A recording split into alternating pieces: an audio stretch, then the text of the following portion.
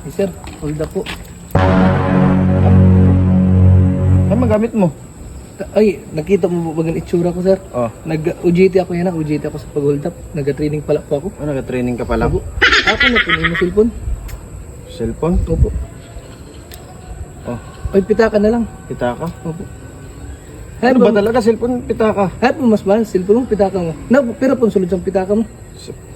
Check ko lang ha. Opo. Mga 10,000 man. Ang tagpira pun cellphone mo. Ay niya, di ko na alam kung napira ng value sa kaya dugay-dugay na yun eh. Kay nalilito po pa na ako, dili ko aram kung nano na akong panukuhaon. Search mo anay. Ay, switch ko na nanay. Ano pa po? Ano pa sana? Realme 6 Pro. Realme 6 Pro. Realme 6 Pro.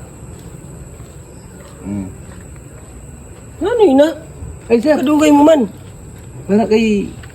Nalilito po pa na ako kung nakukuhaan ko sa cellphone kag pitaka. Amo? Akong manager niya. Gina-training ko pala siya kay UGT sa Ugad. Kaya man, kay dili niya aram ko na nimuon niya. Maloko ka. Ginsabihan ka na baga kanina? Nalilito nga naman ako, sir. Buwas, dili ka na magsulod. Tangkas. Pagkita ko ng trabaho, pag tanggalin pa ako. Palpak ka man pirme. Eh, sir, ano yung trabaho ko? Yan, tag ko pa yun eh. Ayaw na. Kay ano na lang kami, mapambalay-balay na lang kami. Dili na naman nakuhaon. Kasunod pa no. Pag magano ka, dapat aram mo na lang himuon mo.